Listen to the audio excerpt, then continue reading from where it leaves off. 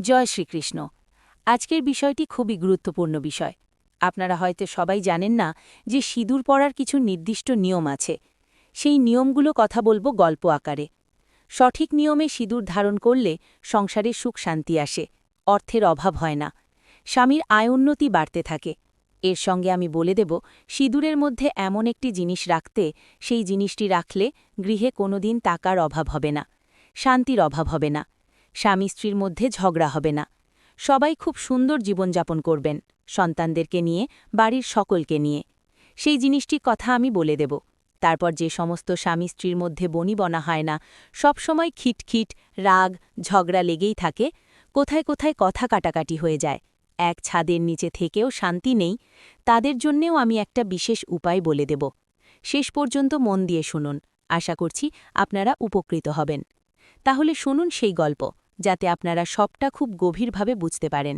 তাহলে শুনুন। রাত তখন গভীর, কৃষ্ণপক্ষের নিস্তব্ধতা যেন চারিদিক গ্রাস করে আছে। ঘরের এক নিভৃত কোণে টিমটিম করে জ্বলছে একটি ক্ষুদ্র প্রদীপ। তার শিখার কম্পনে দেওয়ালের ওপর অদ্ভুত সব ছায়া দীর্ঘ হচ্ছে, যেন জীবন্ত হয়ে উঠেছে।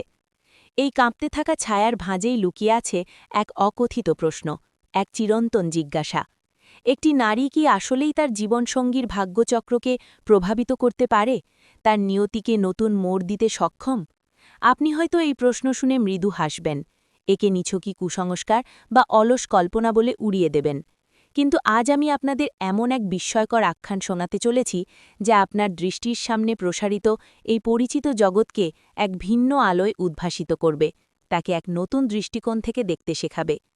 বহু বহু বছর পূর্বে হিমালয়ের সুবিশাল পর্বতশ্রেণীর পাদদেশে একটি ছোট্ট গ্রাম ছিল। কালের গর্ভে হারিয়ে যাওয়া এই গ্রামটি কোনো মানচিত্রেই তার অস্তিত্বের চিহ্ন রাখেনি, ইতিহাসের পাতাতেও তার নাম খোদিত হয়নি, কিন্তু লোকমুখে প্রজন্মের পর প্রজন্ম ধরে তার নাম সযত্নে রক্ষিত হয়েছে, শক্তিপুর। সেই গ্রামেই বাস করতেন এক নারী, যার নাম ছিল অনসূয়া। তিনি ছিলেন একজন অতি সাধারণ গৃহবধূ, যার মুখে কথার বাহুল্য ছিল না। তার চোখের গভীর চাহনিতে সবসময়ই এক অদ্ভুত স্থিরতা বিরাজ করত, যা এক অজানা শান্তির ইঙ্গিত দিত। অনসূয়ার স্বামী ছিলেন একজন দরিদ্র মানুষ। দিনের বেলা তিনি কঠোর কায়িক পরিশ্রমে দিনমজুরের কাজ করতেন, আর রাতের বেলা তার মনকে গ্রাস করত ভবিষ্যতের অনিশ্চলতা ও অভাবের বোঝা।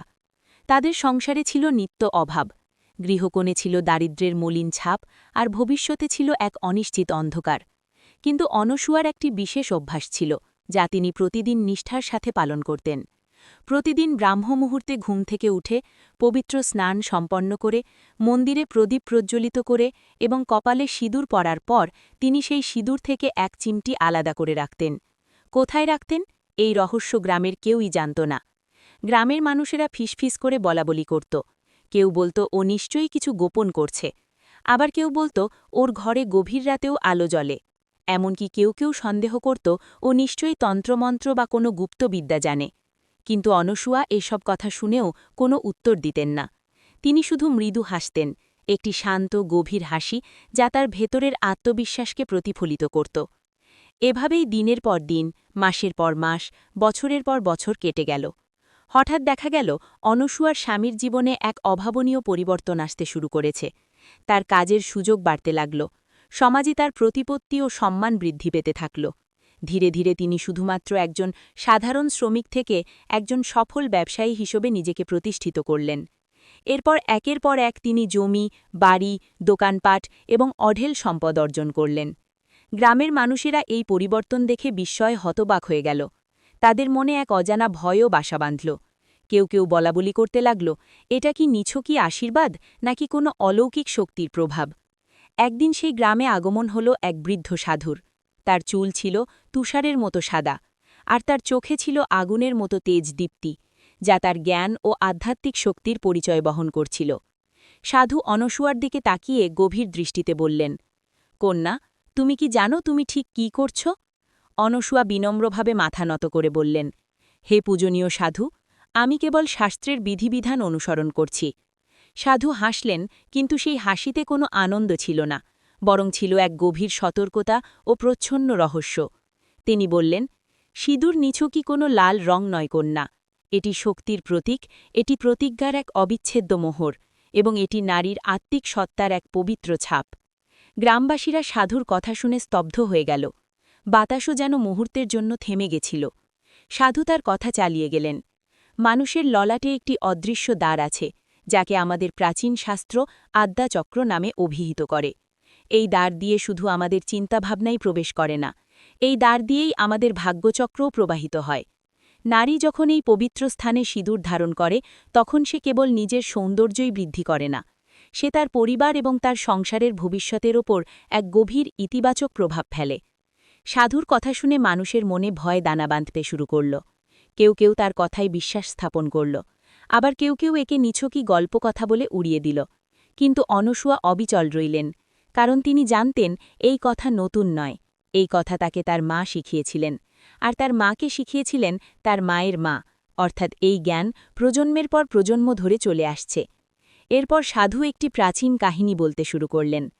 একদা দেবী পার্বতী মহাদেবকে বলেছিলেন, হে স্বামী, আপনি আপনার গভীর ধ্যান দ্বারা সমগ্র জগৎকে জয় করুন, আর আমি আমার সংসার ধর্ম পালনের মধ্য দিয়ে আপনার নিয়তিকে জয় করব, আপনার ভাগ্যকে সমৃদ্ধ করব। দেবী পার্বতী প্রতিদিন কপালে সিঁদুর পরার পর এক চিমটি সিঁদুর আলাদা করে রাখতেন। তিনি এই কাজটি ১০৮ দিন ধরে করেছিলেন। ১০৮তম দিনে মহাদেব শিব এক নতুন রূপে, মহাদেব রূপে আবির্ভূত হলেন, যিনি ত্রিভুবনের অধিপতি। শাস্ত্র বলে সেই পবিত্র দিন থেকেই এই নিয়মের উৎপত্তি হয়েছে, যা নারী জাতির জন্যে এক বিশেষ শক্তি বয়ে আনে। গ্রাম নিস্তব্ধ, শুধু প্রদীপের মৃদু শিখার শব্দ। কিন্তু সাধু থামলেন না, তিনি আরও একটি গল্প বললেন। এক রানী ছিলেন, যিনি এই পবিত্র নিয়মকে হাসি তামাশা করেছিলেন। তিনি অবজ্ঞার সাথে সিঁদুর মাটিতে ফেলে দিয়েছিলেন। যে পাত্রে সিঁদুর রাখা ছিল তা ভেঙে দিয়েছিলেন। তিনি এই পবিত্র চিহ্নের গুরুত্বকে বিন্দুমাত্র মান্যতা দেননি।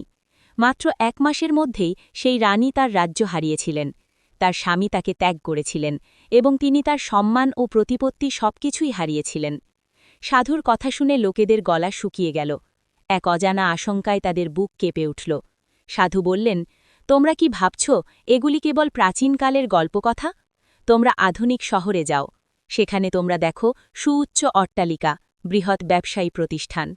তাদের অনেকের সাফল্যের পেছনেই রয়েছে এমন একজন নারী, যে সকালে নীরবে নিষ্ঠার সাথে কপালে সিঁদুর ধারণ করে এবং এক চিমটি সিঁদুর আলাদা করে রাখে। লোকেরা ফিসফিস করে বলাবলি করতে লাগল। সাধু ধীরে ধীরে শান্ত কণ্ঠে বললেন, বিশ্বাস শুধু কোনো ধর্মীয় আচার নয়, বিশ্বাস নিজেই এক প্রচণ্ড শক্তি। যে নারী হৃদয়ের গভীর থেকে বিশ্বাস করে, সে সৌভাগ্যের বাহক। তার চোখে এক অসাধারণ জ্যোতি প্রকাশ পায়। সে যখন কথা বলে, তখন তার ভঙ্গিতে এক ভিন্ন আকর্ষণ থাকে। সে তার স্বামীকে এক ভিন্ন, শ্রদ্ধা ও ভালোবাসাপূর্ণ দৃষ্টিতে দেখে। আর সেই দৃষ্টি এক পুরুষকে তার জীবনের সর্বোচ্চ লক্ষ্যে পৌঁছাতে অনুপ্রাণিত করে, তাকে সম্পূর্ণরূপে বদলে দেয়। সাধু সতর্ক করলেন, কিন্তু সাবধান, মঙ্গলবার রাতে এই কাজ করা উচিত নয়, অমাবস্যার দিনে নয়, লোহার পাত্রে সিঁদুর রাখা উচিত নয়, ভাঙা আয়নার সামনে বসে এই কাজটি করা যাবে না, এবং অন্য কোনো নারীর সামনেও এই গোপন আচার পালন করা নিষেধ। এই ৫টি ভুল যদি করা হয়, তাহলে শক্তির প্রবাহ উল্টো পথে প্রবাহিত হয়, যা অশুভ ফল বয়ে আনে। লোকেরা ভয়ে কাঁপতে লাগল। এবার আসল রহস্য জানার আগে, নমস্কার। এই মর্মস্পর্শী গল্পটি যদি আপনাদের ভালো লেগে থাকে, তাহলে অবশ্যই লাইক করুন। প্রিয়জন, বন্ধুবান্ধব ও পরিবারের সাথে এটি শেয়ার করে তাদেরও এই জ্ঞান লাভের সুযোগ করে দিন। আর আমাদের কাহিনী সংকেত চ্যানেলটি সাবস্ক্রাইব করে আমাদের সাথে যুক্ত থাকুন, যাতে ভবিষ্যতের আরও অজানা কাহিনী আপনারা জানতে পারেন। আর কমেন্ট বক্সে আপনার ভক্তি ও শ্রদ্ধা প্রকাশ করে লিখুন, জয় মা লক্ষ্মী। এবার শুনুন সেই আসল সত্য, যা আপনাদের জীবনে পরিবর্তন আনবে এবং যা আপনারা পালন করবেন। শাস্ত্র অনুযায়ী, একটি ছোট তামার পাত্র সংগ্রহ করুন। সেই পাত্রের মধ্যে রাখুন একটি পবিত্র তুলসী পাতা এবং একটি চালের দানা, যা অক্ষত। প্রতিদিন কপালে সিঁদুর পরার পর ১ চিমটি সিঁদুর সেই তামার পাত্রে রাখুন। পাত্রটি স্থাপন করুন আপনার ঘরের উত্তর পূর্ব কোণে, যাকে ঈশান কোণ বলা হয়, যা অত্যন্ত শুভ।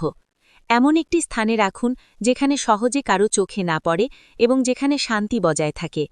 প্রতি শুক্রবার ওই পাত্রের ওপর ১ ফোঁটা জল ছিটিয়ে পবিত্র মনে বলুন, মা লক্ষ্মী, আপনি আমার গৃহে স্থায়ীভাবে অবস্থান করুন এবং আপনার কৃপা বর্ষণ করুন। এই প্রক্রিয়াটি ১১ সপ্তাহ ধরে পালন করুন। বলা হয় এরপরে আপনার জীবনে এমন কিছু ইতিবাচক পরিবর্তন আসতে শুরু করবে যা আপনি ঠিক ব্যাখ্যা করতে পারবেন না, যার কারণ খুঁজে বের করা কঠিন হবে।